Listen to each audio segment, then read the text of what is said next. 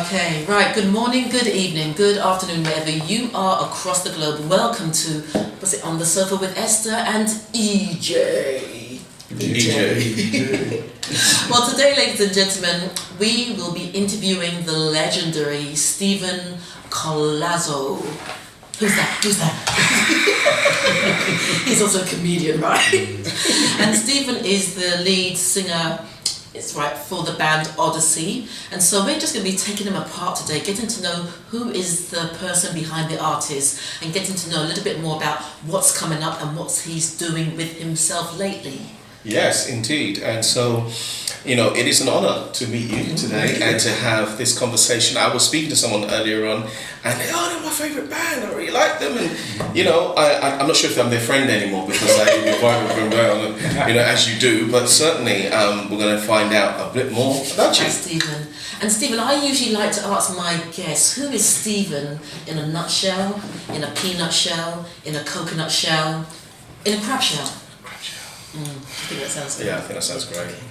Oh, real easy questions for starters. Who is Steven in a shell of some description? I have no idea. No, I'm kidding. No, I'm only kidding. No, actually, I'm just a loving, caring, but determined spirit. Who just wants to make good things happen, to leave a happy trail as much as I can wherever I go. That's what I think I can say. That would say it. Brilliant. And so in terms of making good things happen, Steven, what are those good things? To date, what have you been doing? What are you about? Well, the first thing I have to say is that to have the gift, the honor, and the privilege to make people happy, if just for an hour. That is... See that? It makes people happy. Just for an hour, though. Well, just for an hour. What do you do for the other 23 hours? Well, I don't know. That's up to them after they leave. I've done my job. I've done your job. For an hour. Wipe your brow. That's right. Thank you. But the thing is, and sometimes I have to remember not to take it for granted. Yes. That our music is part of people's, what's that term they use? It's a soundtrack for a lot of people's lives. There are so many songs for me, so many memories. They're gigs, they're an income.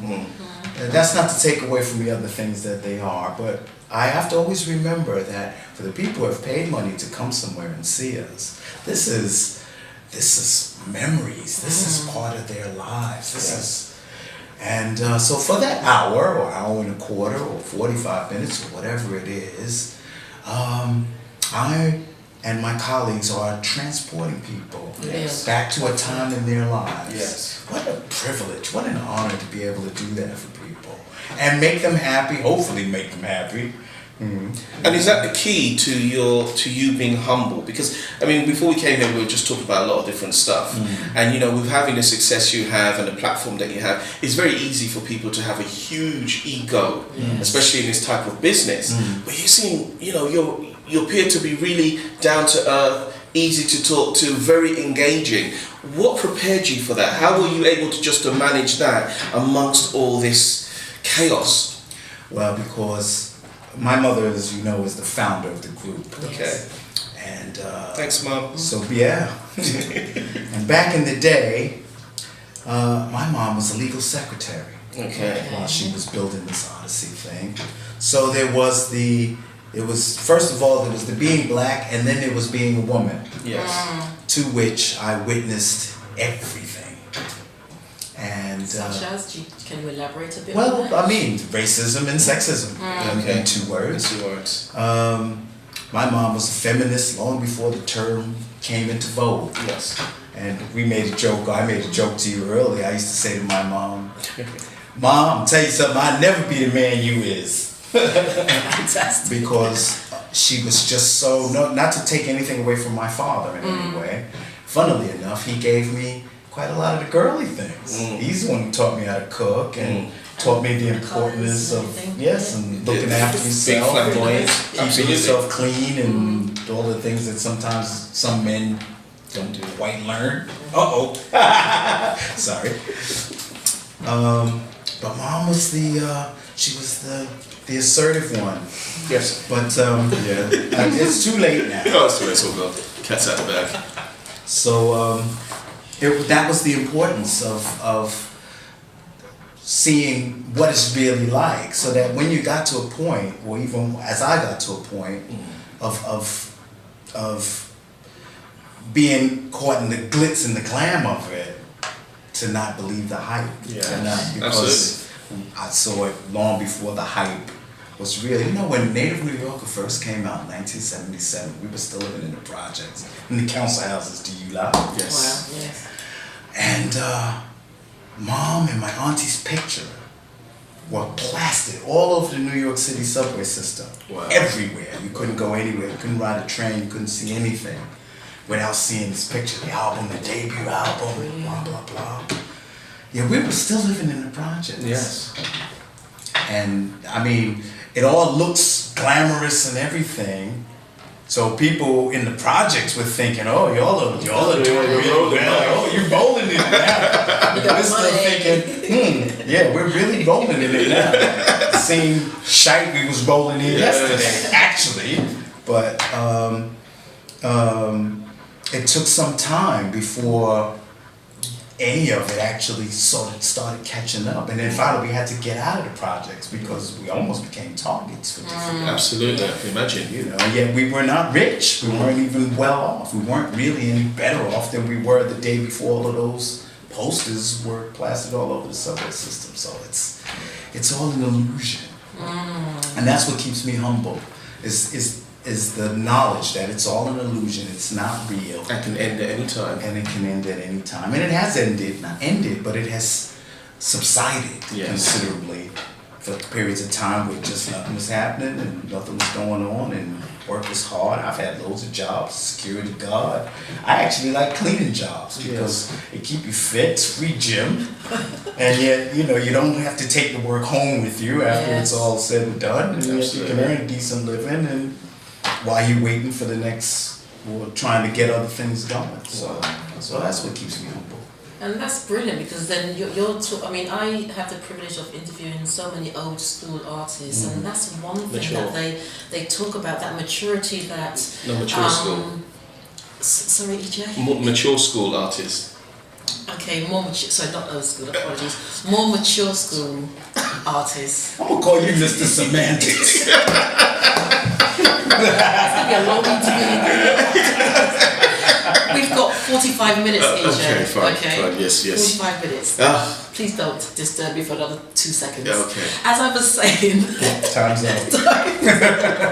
And what you've just spoken about are some of the platforms and the bedrock that a lot of these artists stand on. And for me, that gives them a rather unique take on life. And also it adds to them in terms of their personality, in terms of what they deliver to their audience, because they're not in the ego, but they're coming from a place of, this is my art, this is my gift, this is my skill, this is what I'm good at, this is what I love, and this is what I want to impart to others, because you're influencing, you're impacting lives. And what you just shared there, it was so, it's coming from that place of humility.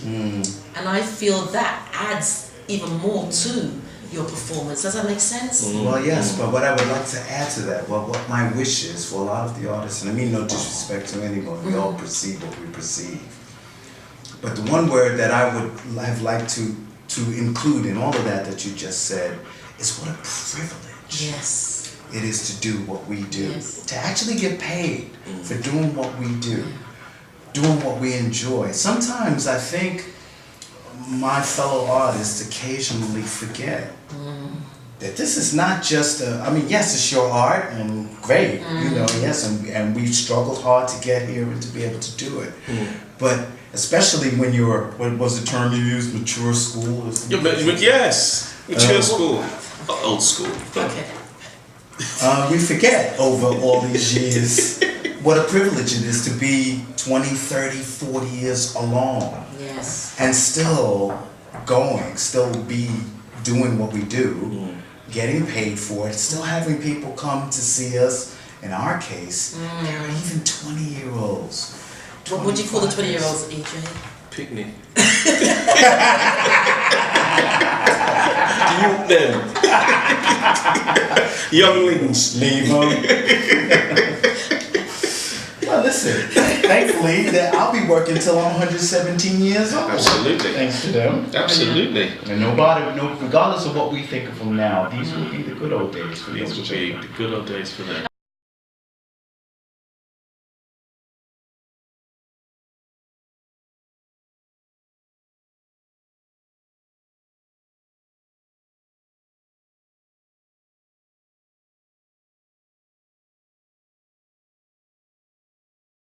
Okay, so for you, Stephen, what do you feel Odyssey brings as a uniqueness to the audience? Is that word okay, uniqueness? No, but we'll go with it. Yeah. Yeah, it's fine. English is a great language for that reason. You can actually make words up. Yeah, I know. And it's still cool. And you can put ality at the end of it as well. You make Causality. Uniqueness-ality. I would say Partiality. that Odyssey now under my stewardship is what's unique about it. Well, not so much unique, but what I like to think is making it work now is that old school meets new school meets old school. Brilliant. And I think that that's what it is. So people of an age who remember Odyssey from back in the day can still come and sing along. Youngsters can groove with it because there are elements in the new music. It's not new music, but it's old music done new. Yes. Well, we've talked about the outcome of your music, but how does the creative process actually start for you? What happens?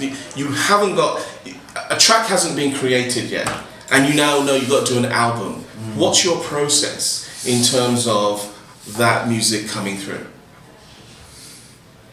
It kind of depends, really, but I would say Odyssey began, even its very name, its very title was a journey. That's what it's always been about. And that's kind of the approach that I broadly take to creating music anyway. Okay. It's, well, what trip do I want to take today? Today I feel like a bit of salsa. Ding, ding, ding, ding, ding, ding, ding. And that's what it'll start from. Right. Right there, just from that little lick. Yes. Something like that. So are you feeling anything at this moment in time? What's coming to you as you're sitting here with us? This kind of sorry. I'm a lot slower than I look. Trust me. They treat me bad. Hush-ality. Call the police. We'll leave that for a moment. Okay. Well, But I will say that, for example, I also have to bear in mind that there is a precedent already. There is a mold. There is a framework. Thank you. That's the word I was looking for. And even though I don't want to be confined by it, Sure. I also don't want to disregard it, because you get some groups who remake themselves so much so that their core audiences and whatever, it's like, who are you? Yes. And they're not interested. By the same token, let's see, the word I think I'd like to use is that I listen to a lot of old school stuff, and the word I like to use is channel it. Yes. Brilliant. No, absolutely. Definitely. So that it feels Fluid. familiar. Absolutely. I know this. You kind of do know it, but you don't know it. And I'll give you an example of somebody right now who I'm very grateful for. His name is Bruno Mars. Oh, Yes. Okay. Yes. And that's what he's really doing. I mean, he hasn't stolen anything outright, but he has channeled loads of stuff.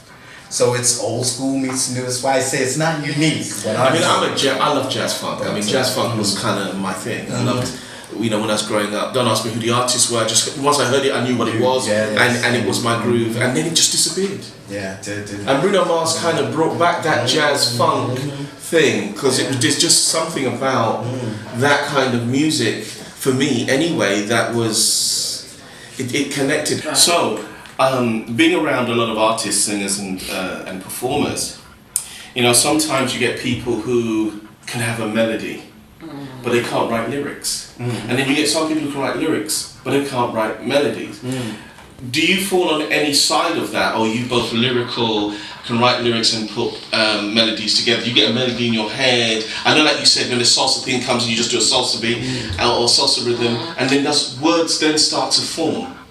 I'm actually on a completely different side of the fence. Oh, wow, tell me. Than either of those. I hear music in productions. Okay. So I hear I'm a composer more so than a lyricist or a melody or a songwriter in that sense. Yes. So I hear a complete groove in my head. I hear bass lines, and I hear drum beats, and I hear piano bits, and and strings and horns, and I hear everything that goes in the song. Fantastic. So most of the time I work with singers who have a good head for what you described, either melody or lyrics or both, and I'll just present a groove to them, almost a completely finished thing, and they'll be like, oh, and then within that they can usually find the nuances to make the melody. So that's a different school than most people.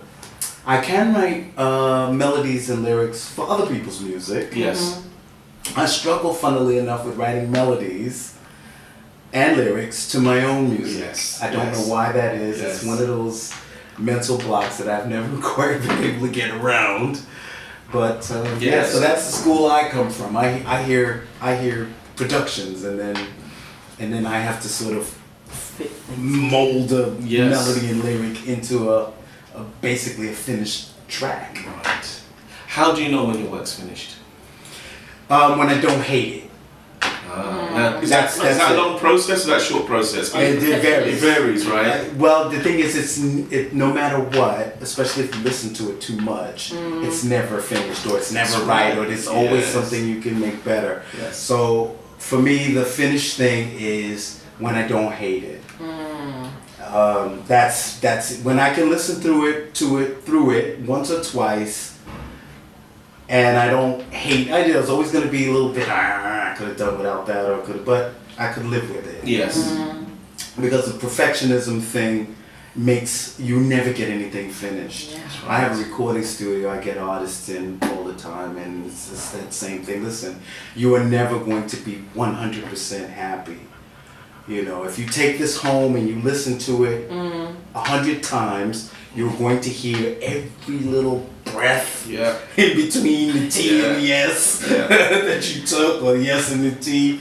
And you're going to want to spend 2 hours in the studio just to fix that. It's ridiculous. I mean, it's interesting because I had a conversation recently with a couple of people about, you know, they had the perfectionism mentality. And I was saying that because perfectionism is unobtainable, you will always fail. And what I mean by fail, I mean, this year we made 200 million, but we made 200 million, but we failed because the year before we made 300 million. Now, 200 million is still success to me as far as I'm concerned. That's right. So what happens is that when you don't meet your perfection, you become self-critical about your abilities to achieve something, and then it invites other people to join the chorus. That's right. And you'll never put out your work. That's right. And it's kind of put out your work and forget about it. And forget about it. Let it go. That's right. It now belongs to everybody else because people will always have an opinion. You know what else is funny about that? And this is something else I point out to a lot of artists, and especially up and comings, when they come into my place. It's like, you know what, the thing about it is too, with all that perfectionism and everything, is that after you've done this work, chances are you will never listen to it again. Yes. Or will very rarely ever listen to, you won't even listen to it ever again. Anyway, so you're right. That once you've completed it doesn't belong to you anymore anyway. And you will never listen to it. And it will take a life on its own, it will take a life of itself. It's almost a case that somebody may come up and says, that song, when I heard it, it changed my life. and it could even be a song that you hate. If I remember, Quincy Jones didn't want Billie Jean on the Thriller album. He hated the Billie Jean song. Well, I mean, you can still hate it. Yeah. You know, hate it all the way to the bank. even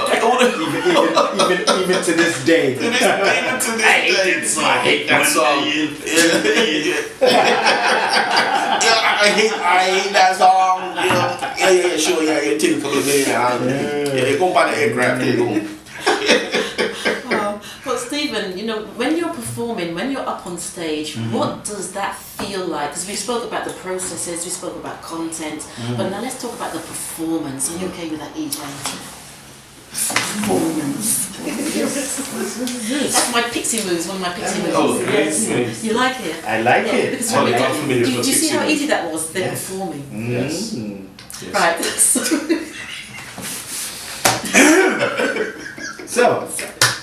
So what does it feel like when you're on stage? You know, what's the feelings?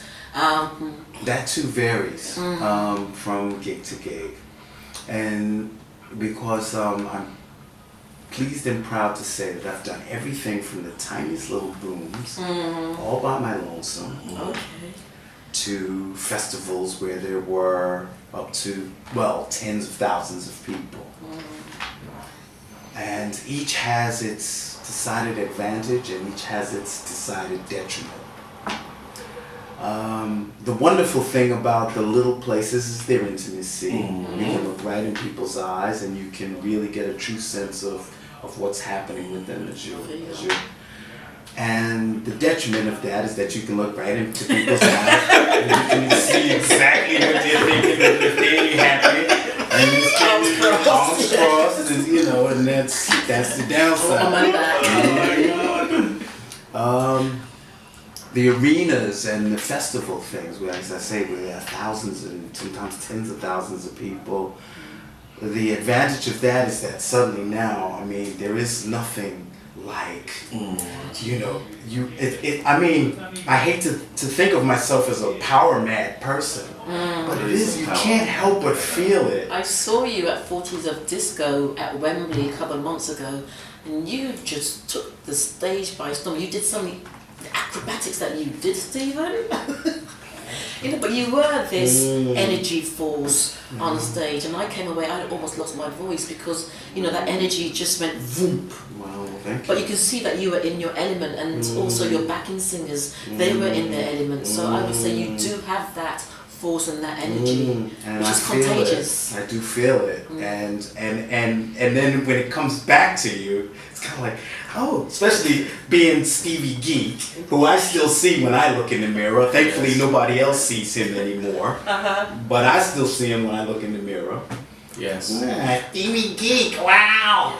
You got 10,000 people at Wembley and they're all dancing with you and yelling for you. Wow, it's amazing. See, I told you he's a pixie, isn't he? I'm surrounded by pixies. I still see him in the mirror. Yes. Of course, not when I get out on stage. I don't look like him anymore, or sound like him anymore. Yeah, but I'm still in there. But I see that as the privilege of the creator or the creative. If you can create that, the privilege or the reward, you know, and it's the automatic reward, is the ability to have that power and to feel it, embrace it, take it, give it back. I mean, I've never done it to your level, but I do remember when I used to host shows and compare shows, it became quite clear to me after a while that everybody out there was waiting for my direction. Yes. And they're waiting for me. I mean, if I just said lean to the left, everybody lean to the left. If I said lean to, and then suddenly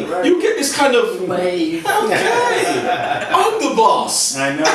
And it's not the arrogance of It's it. not arrogance. It's just the beauty of and you're going, I have been given this privilege now to make your day. That's why I understand that hour or the hour and 45 that you're talking about. It really is the privilege of being able to make that person's day, and that is in their tens of thousands or their hundreds. And for me, there is still, even to this day, there is still an amazement. Absolutely. That It's got to be fresh. Yeah. Me. Never get bored of it. Doing this. Never miss it. Absolutely. You know, so I personally, I don't take it for granted ever. Ever. And as I said, where I wish that more mature school Yes. artists. Absolutely. I mean, that sounds really correct, but it just doesn't roll That's as right. nice as Old school artists. Yes. Yeah. If I flip I take your point. But you take my point. So if Yes. I watch, you know what it's like? I watched a show once where this guy, after he was in his 50s and there was a school reunion, it was a TV show, school reunion, and he saw one of his friends that was in his class and he had plastic surgery and he looked really young. Yeah. So he said to his wife, I want to get plastic surgery. She says, no, I don't want you to get plastic surgery. He says, why? He says, because when I see that crease in your eye, I remember how you lovingly looked at our children. When you have that down the face, I remember how lovingly you helped me do blah. And he was going, really, honey? And he said, honey, the wrinkles on... Don't go there. So if I go, old school, you can imagine my jewelry going, Yes, I know. But isn't that an It's- individual it thing? is very delicate, Ejay? yes. That's I do It's appreciate a very individual thing. So maybe you might have issues. issues around the old school, or Yes. even just where you are within your life. However, Stephen, Wouldn't do it again. Don't what's be around? So my heart's It's decided. obviously done with love. So yeah, it's done. It's true. It's done when it's done. And Stephen, do you have any new material that's coming out? Yes. Yes. I didn't, Yes. continue. Aye. What have you got coming out? Well, first of all, what's still out right now is 40th anniversary version of Native New York. Well, it's getting on for the 41st anniversary already. These things take time Yes. to get going. But I have to say I'm insufferably pleased with myself. It's semantics. Because it's when you're doing a remake of such a classic, my mother's voice will never be duplicated. Fantastic. Absolutely.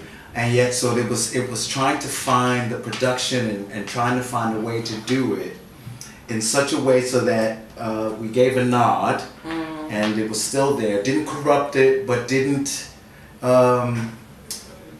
May I use the word bastardize? Yes, use the word. That's the word. Yes, bastardized. I didn't want to really, So as I said, with the old school meets new school meets old school, anybody who knows that song can still sing along. Yet the youngsters can still hear that kind of modern sort of housey thing that goes with it, and so it works on both levels. I'm really proud of it. I must say, the vocal performance done by one of my lead singers, KJ. She did an incredible job. Again, keeping within the framework and yet putting her own to it. And we have another cut called Sooner or Later, which is a bit older, but it's still making the rounds. We perform it at every gig. It was co-written by myself and Romina Johnson. And I'm really pleased with that one because, again, I channeled a few things. And we've done it at festivals and everything. And people are there in the audience. What I love about it, one of those other things that I get to see sometimes, is that people are singing along with it. Because by the second time you get to the chorus, you've got it. Pretty much. And I can see the confusion on people's face, which I love, because they're thinking, I know this. And yet they don't know it. They've never heard it before that particular day. And yet there's elements of it that are so familiar.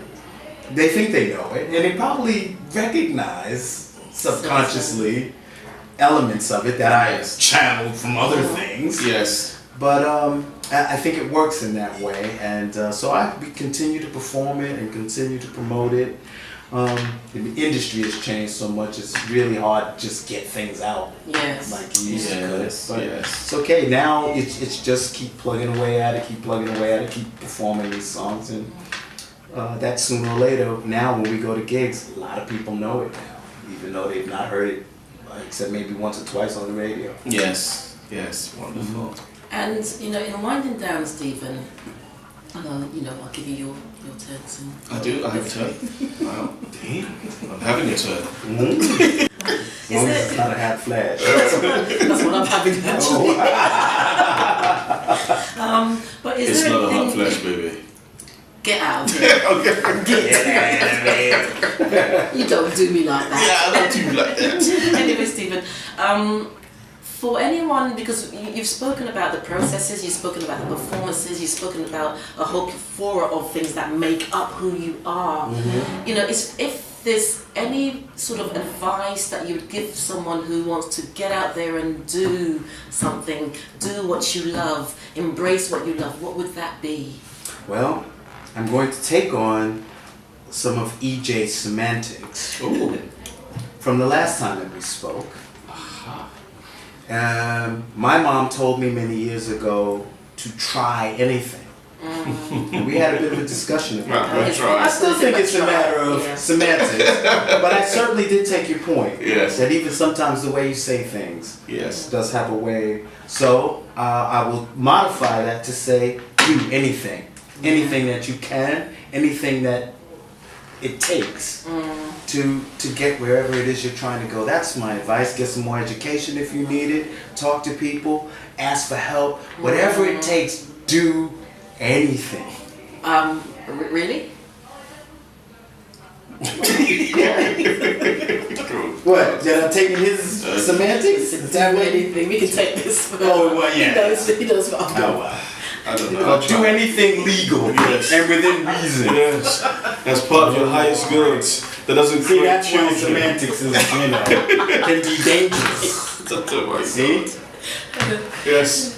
See that? I'm sorry about that. See that? There I was trying to big you up a little bit, and I was in the zone and it just got. Okay, well this looks like it's going to be a long in the zone, so ladies and gentlemen, I'd just like to say a big thank you to Steven Collazo from Odyssey, and also to Ejay, that's it Ejay, no, nothing else, to Ejay for joining me today on the sofa with Esther. Hope you've been inspired, empowered, and just go do it. Go do it. do it. Go do it. Do it. That's right. We could have a little chorus. No, I've heard you sing. I'm going to leave that to one side. I'm just a guest here.